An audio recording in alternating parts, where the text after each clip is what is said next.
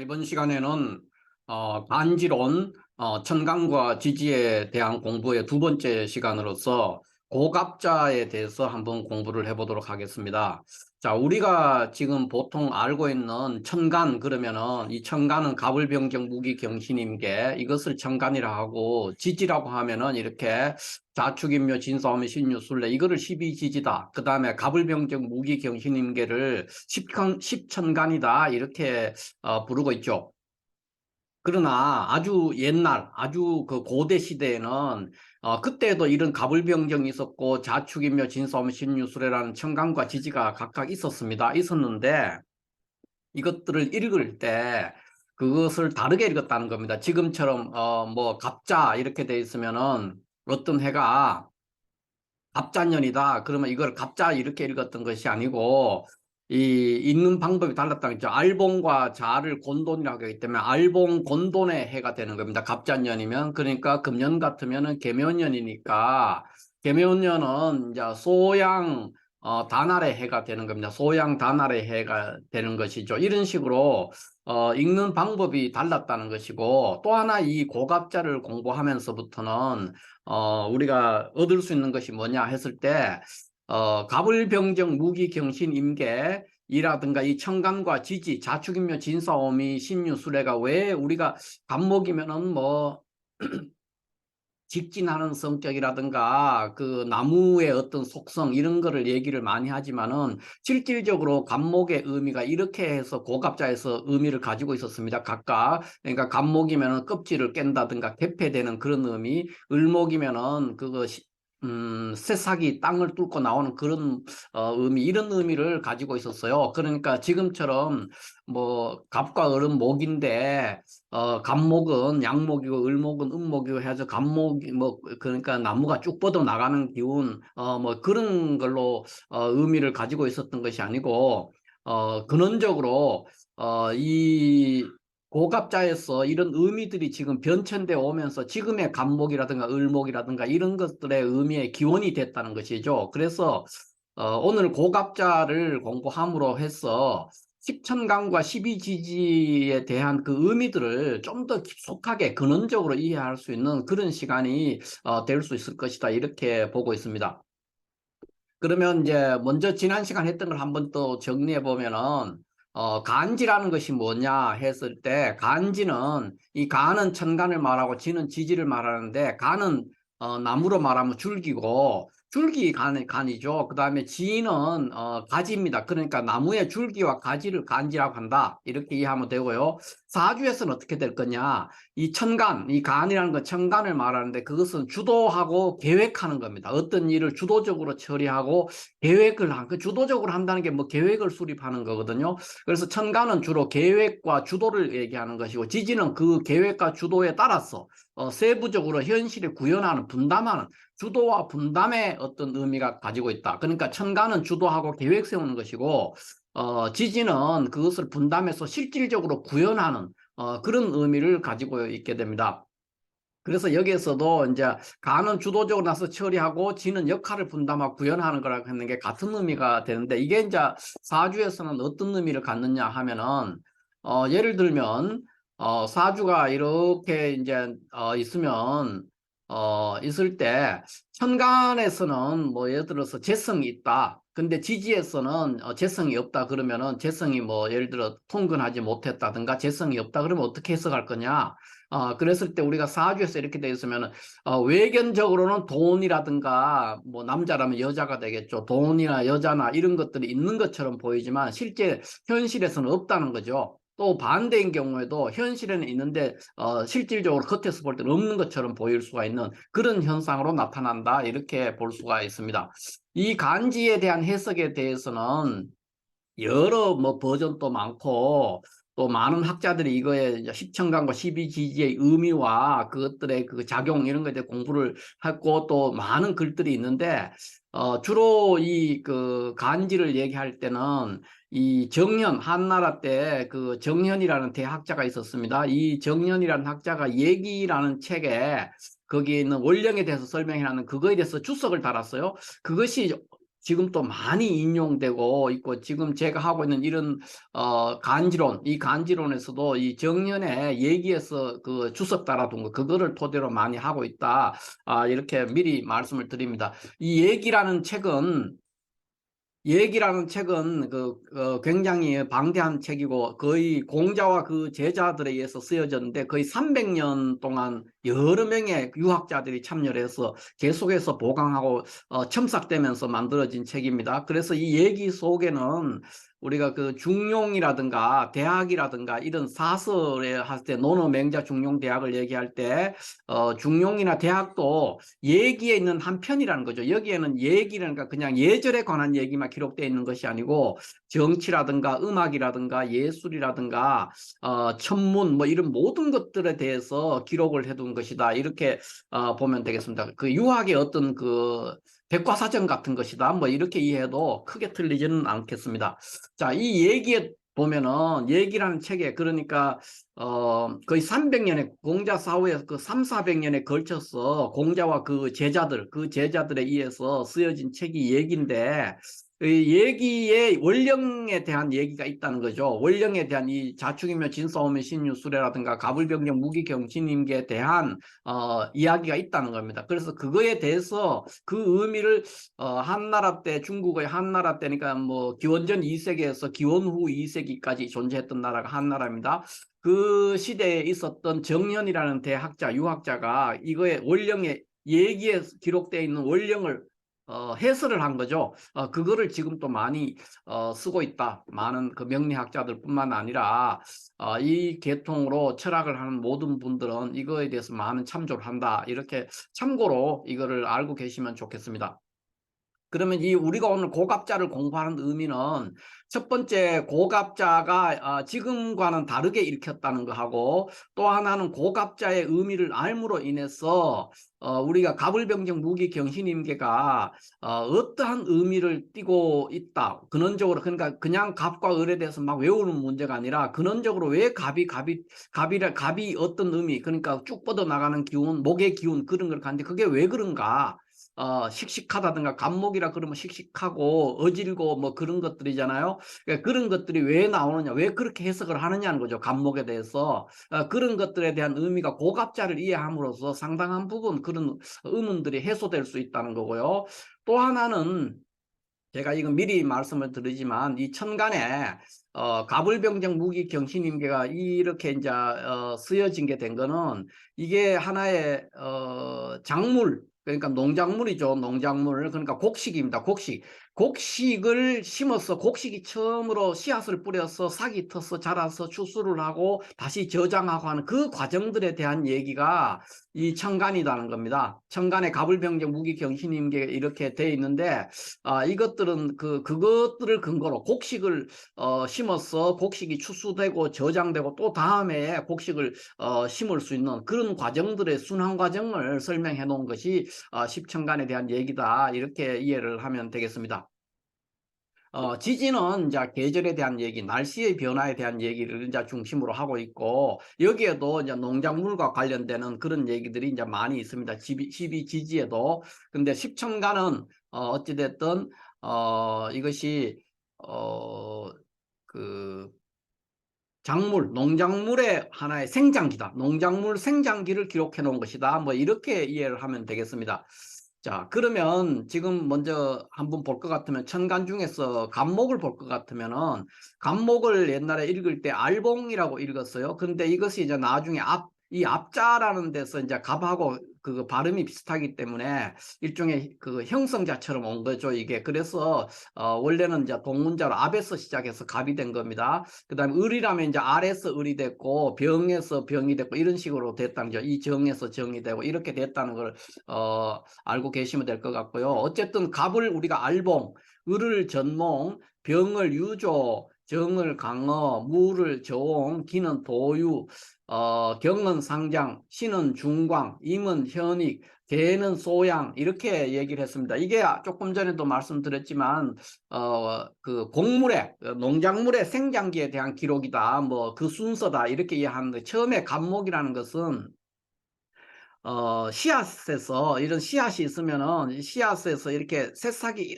이렇게 비집고 나오는 겁니다. 이 상황을 간목으로 본 겁니다. 그래서 껍질을 깬다든가 개폐한다는 그런 의미를, 그러니까 봄에서 이제 봄과 겨울에 그런 일이 생길 수 있거든요. 그래서 껍질을 깨고 개폐돼 나오는 그 처음으로 씨앗에 새싹이 움터 나오는 이 과정, 요거를 갑으로 본 겁니다. 그래서 갑목은 그런 성질을 갖는다는 것이죠. 을목은 뭐냐? 이 비집고 나오는 게 이제 이렇게 있으면, 땅이 이렇게 있으면은, 땅 속에 있는 씨앗이 움터가 이렇게 비집고 나오는 거죠. 이거를 을목으로 본 겁니다. 요 과정. 그러니까 처음에 씨앗 자체가 싹이 튼 거, 그거는 갑목으로 봤고, 을목은 그것이 땅을 비집고 나온 겁니다. 그래서 비집고 나오고 분발해야 되는 것이죠. 을목은 그래서 우리가 뭐 을일간들은 보면 굉장히 칠전팔기의 정신이라든가 억척 같은 그런 어떤 분발지기가 있는 그런 성향을 드러낸다, 이렇게 말할 수가 있죠. 병은 뭐냐 하면 이제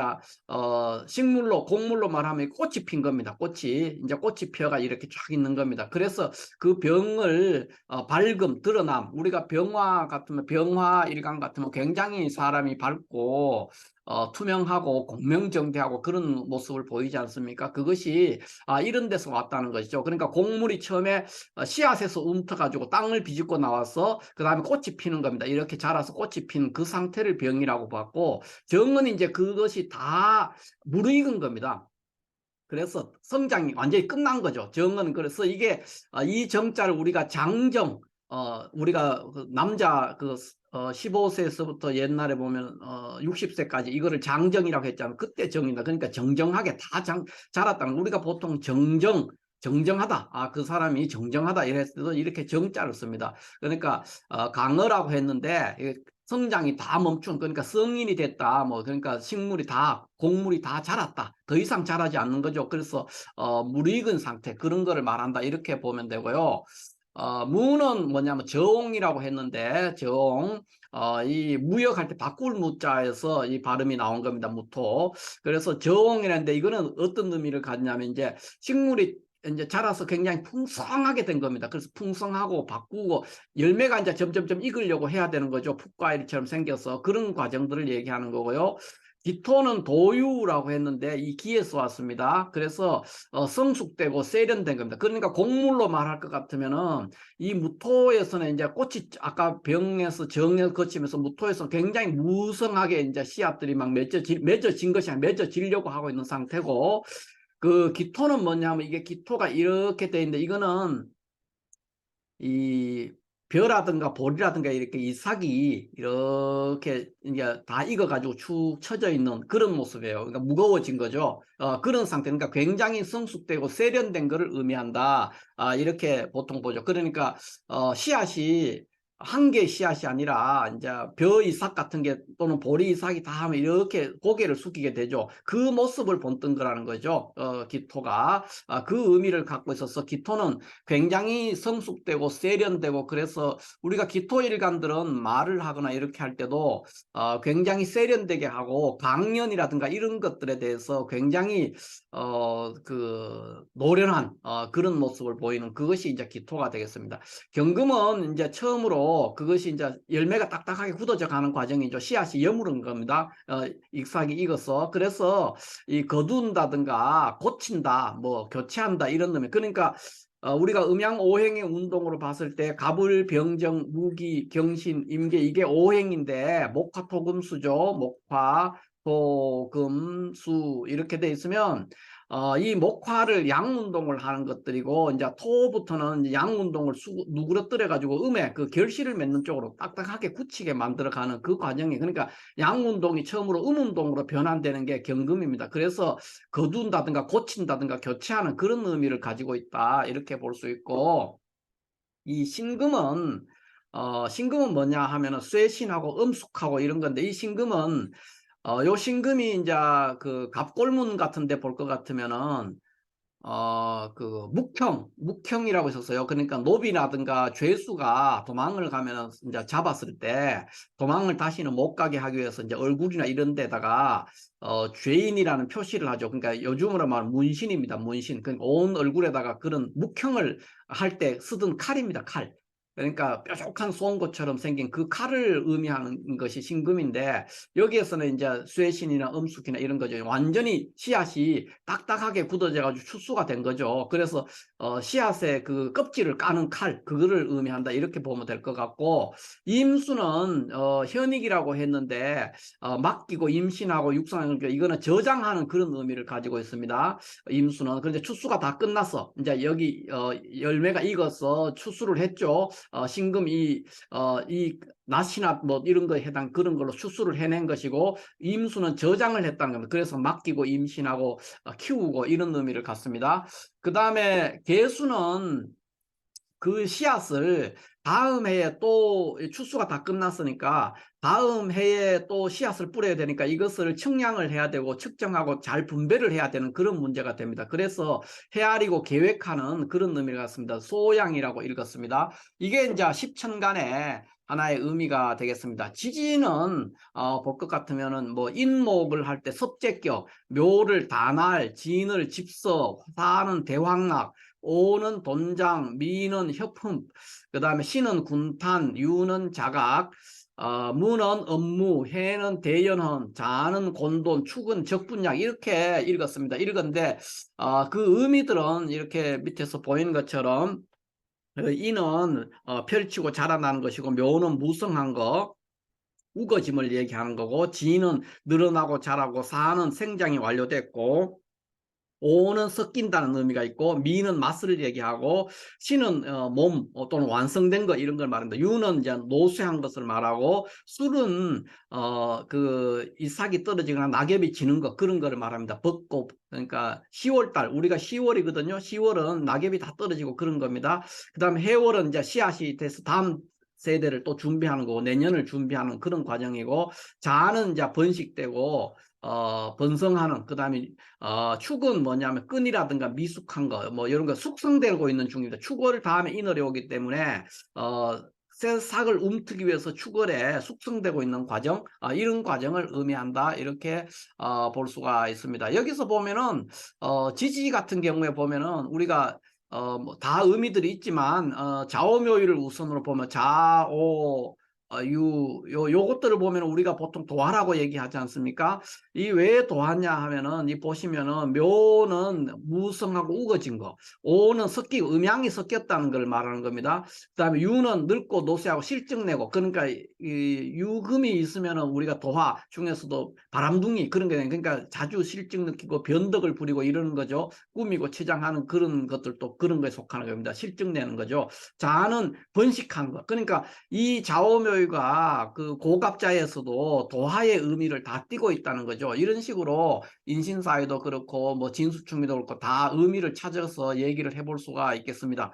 자, 이렇게 해서 뭐 이 고갑자를 지금은 이렇게 꼭 뭐 이걸 모른다고 안 되고 그렇지는 않지만은, 우리가 무심결에 늘 쓰는, 명리를 할 때 쓰는 십천간의 갑을병정 무기경신임계와 지지의 자축이면 진사오면 신유 수레에 대한 고갑자적인 의미, 그것이 뭔가, 또 간과 지의 의미가 주로 어떤 식으로 나타나느냐, 그거에 대해서 오늘 공부를 조금 해봤는데, 그러니까 지금하고는 굉장히 다르죠. 그러니까 갑자년 그러면 우리는 지금 갑자년 이렇게 하지만, 예전에는 알봉 곤돈의 해 이렇게 되는 거죠. 갑자년이 아니고, 그런 식으로 좀 다르게 됐는데, 그것이 지금의 이 동문자들 알, 병정 이런 것들에서 갑을 병정으로 일켜오면서 지금의 갑자, 을축 이렇게 됐다, 이렇게 이해하면 되고요. 그것들의 의미, 갑목의 의미, 을목의 의미를 우리는 지금 무심결에 뭐 갑목은 양목이고 을목은 음목이 이렇게 막 하지만은, 그 의미들은 여기에 있는 것처럼 실질적으로 고갑자에 있는 이 의미에서 지금의 갑을병정 무기경신임계가 왔고,